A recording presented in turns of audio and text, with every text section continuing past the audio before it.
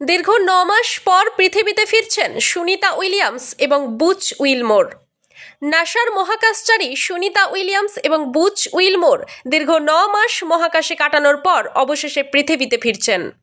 তাদের ফেরার তারিখ নিয়ে দীর্ঘদিন ধরে আলোচনা চললেও এবার নাসা চূড়ান্ত দিনক্ষণ ঘোষণা করেছেন। নাসার পরিকল্পনা অনুযায়ী আগামী 12ই মার্চ স্পেস এক্সের ক্রিউ 10 মিশন আন্তর্জাতিক মহাকাশ স্টেশনে পৌঁছাবে। এই মিশনে 4 জন নতুন মহাকাশচারী আইএসএসে পৌঁছানোর পর সুনিতা উইলিয়ামস এবং বুচ উইলমোরের দল 1 সপ্তাহব্যাপী হস্তান্তর প্রক্রিয়া সম্পন্ন করবেন।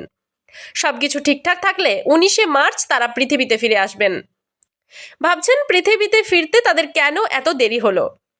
আসলে সুনিতা এবং বুচের ফেরার কথা ছিল 2023 সালের আগস্ট মাসে, কিন্তু তাদের মহাকাশযান বোয়িং স্টারলাইনারে প্রযুক্তিগত ত্রুটি দেখা দেওয়ায় পরিকল্পনা স্থগিত করা হয়। মহাকাশযানটিতে প্রপালশন সিস্টেমের সংক্রান্ত সমস্যা এবং বেশ কয়েকটি লিক ধরা পড়েছিল। নাসা এবং বোয়িং একাধিকবার মেরামত এবং পরীক্ষা চালানোর পর অবশেষে তারা ফেরার জন্য সবুজ সংকেত পেলেন। ক্রিউ 10 মিশনের সদস্যরা হলেন অ্যান ম্যাকলেন, নিকোল আয়ার্স, তাকুয়া ওনিশি, কিরিল পেসকভ। এরা আইএসএসে পৌঁছানোর পর সুনিতা উইলিয়ামস এবং বুচ উইলমোরের সঙ্গে কাজের দায়িত্ব হস্তান্তর করবেন। শোনাবো সুনিতা উইলিয়ামসের মহাকাশের রেকর্ড।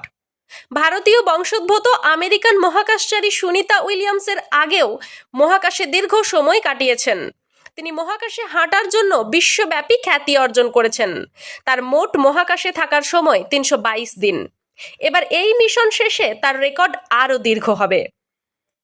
ভাবছেন তাদের ফেরার যাত্রা কেমন হবে?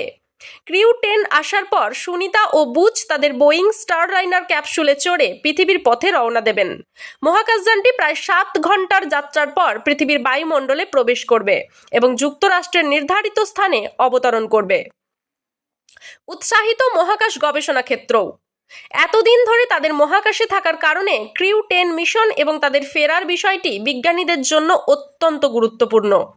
এটি বোয়িং স্টারলাইনার মহাকাশযানের ভবিষ্যৎ কার্যকারিতা পরীক্ষা করারও একটি বড় সুযোগ বলা যেতে পারে।